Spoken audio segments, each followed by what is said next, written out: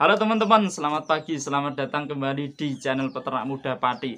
Pada video kali ini, saya akan membahas terkait bagaimana caranya mengganti pakan kelinci. Misal dari hijauan kita ganti menjadi pelet, atau dari pelet kita ganti ke pakan racikan sendiri, atau mungkin dari pelet merek A berganti ke pelet merek B. Nah, tetapi sebelum saya membahasnya, buat teman-teman yang baru gabung, silahkan klik tombol subscribe untuk berlangganan video-video dari channel Peternak Muda Pati secara gratis. Sedangkan untuk teman-teman yang memiliki pertanyaan, coba untuk dilihat dulu di playlist atau di daftar video saya. Barangkali apa yang ingin teman-teman tanyakan sudah pernah saya bahas. Nah, kalau di situ belum ada, silahkan teman-teman tanyakan di kolom komentar.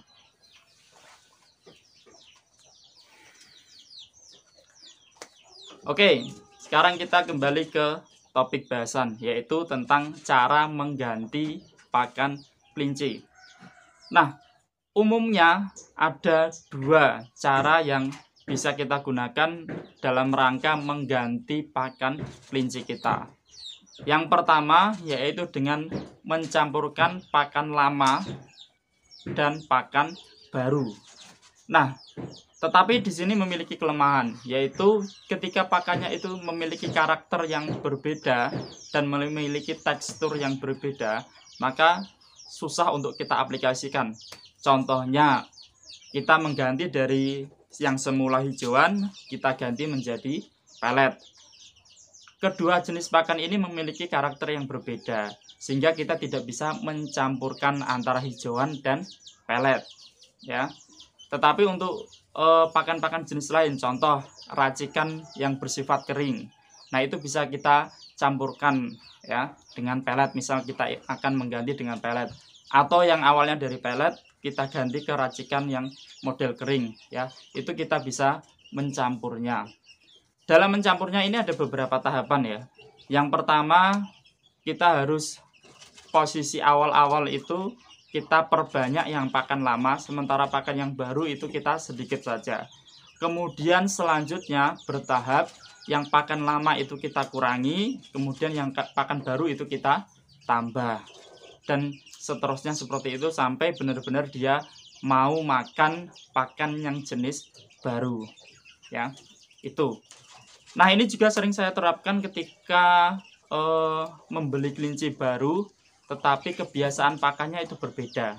Ya, misalnya di peternak lama itu menggunakan pelet merek A, ya, atau menggunakan pakan campuran, ya. Kemudian saya ganti dengan pelet merek B misalnya, itu juga saya campur, ya. Ketika karakter pakan yang biasanya itu mirip atau ya gampangnya itu bisalah dicampur dengan pelet. Tetapi kalau contohnya pakan tipe basah, itu kan racikan pakan tipe basah itu kan tidak bisa dicampur dengan pelet, karena nanti peletnya juga akan basah dan lunak akhirnya.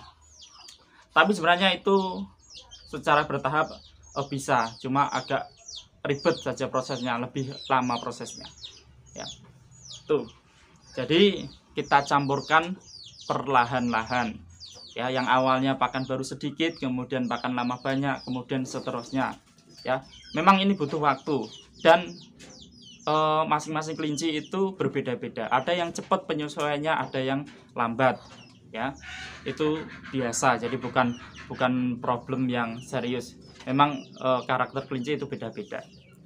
Kemudian cara yang kedua, nah ini cara kedua, kalau tekstur pakannya itu berbeda jauh dengan pakan baru ya. Misal dari hijauan kita akan ganti ke pelet. Nah, ini kalau menghadapi situasi yang seperti ini, saran saya itu istilahnya dipuasakan. Dipuasakan dalam arti itu tidak dikasih makan sama sekali, itu tidak. Tetapi kelinci itu dikasih makan yang pakan lama itu sedikit-sedikit saja. Artinya dibuat untuk selalu lapar lah istilahnya. Ya, dibuat untuk selalu lapar. Kita kasih makan pakan lama itu sedikit-sedikit. Tetapi ya, kita berikan pakan jenis baru misalnya pelet ya. kita kasih pelet itu standby terus di kandangnya ya, dengan kondisi lapar, kemudian ada pakan lain ya yang awalnya tidak doyan ya, tidak mau karena bukan pakan yang biasa ia makan. Harapannya nanti perlahan-lahan dia mulai mau makan pakan yang jenis baru. Nah, untuk yang kedua ini harus konsisten ya teman-teman. Artinya begini, kalau dia sudah mulai mau mencicipi makanan yang baru ya, mau mulai mencicipi lah, artinya makan sedikit-sedikit. Nah, itu kita harus tetap lakukan. Memang kasihan sih ya, dia kondisinya lapar, apalagi kalau dia posisi hamil. Kalau posisi hamil saya sarankan untuk tidak diterapkan proses pergantian pakan posisi hamil dan posisi menyusui. Jadi kondisi kelinci sedang kondisi normal, tidak sedang hamil, tidak sedang menyusui. Nah, ini kita bisa gunakan untuk proses peralihan pakan ya. Itu tadi untuk yang tips yang kedua, itu catatannya harus konsisten.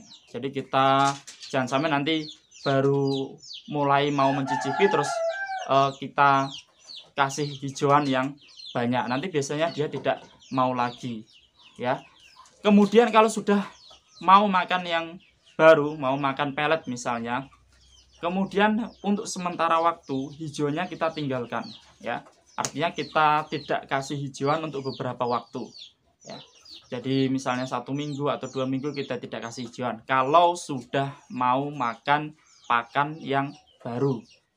Nah, baru kemudian nanti kalau sudah terbiasa ya, sudah terbiasa, nanti kita bisa selingi ya, kita kasih selingan pakan yang lama bisa, nggak apa-apa itu ya. Contoh ini kelinci-kelinci saya itu kan dulu ya, pertama kali saya memelihara pakai hijauan ya. Setelah hijauan ya, kemudian saya beralih ke pakan racikan basah ya. Dari pakan racikan basah kebalik ding, pakan racikan kering dulu. Jadi dari hijauan beralih ke pakan racikan kering, dari pakan racikan kering beralih ke pakan racikan basah, dari pakan racikan basah sekarang beralih ke pelet ya, karena menyesuaikan situasi dan kondisi saya ya. Karena saya setiap hari, hampir setiap hari lah, bukan setiap hari, itu bekerja. Jadi kalau pagi itu agak ribet kalau pakai pakan racikan ya, butuh proses yang lebih lama. Kemudian desain kandang seperti ini juga saya buat untuk memudahkan saya, terutama di pagi hari, supaya cepat dalam memberi makan. Nah, itu ya teman-teman. Selanjutnya ada peralihan pakan yang tidak perlu treatment, tidak perlu proses pelatihan. Contoh dari pelet ke hijauan. Nah, ini biasanya ya, kalau yang saya temui itu mayoritas langsung mau kalau dari pelet dialihkan ke hijauan, karena memang dasarnya itu kelinci itu kan makanya sebenarnya hijauan kalau di alam ya, itu biasanya tidak perlu proses pelatihan ya. Nah, kalau hijauannya pilih-pilih, nah itu sama seperti manusia lah, kadang juga kita kalau makan juga pilih-pilih, ada yang sukanya A, ada yang sukanya B, itu wajar ya. Jadi mungkin tidak semuanya sama suka dengan tipe hijauan tertentu. Nah, itu yang bisa saya share pada pagi hari ini. Mudah-mudahan bermanfaat buat teman-teman semua. Kalau ada pertanyaan, sekali lagi coba dilihat di video-video saya. Jangan-jangan sudah pernah saya bahas. Kalau ada silakan disampaikan di kolom komentar. Saya jawab jika saya memahaminya. Saya tidak akan jawab kalau itu di luar kemampuan saya. Artinya kita masih sama-sama belajar. Jangan beranggapan saya tahu semuanya. Oke, cukup sekian. Terima kasih dan sampai jumpa.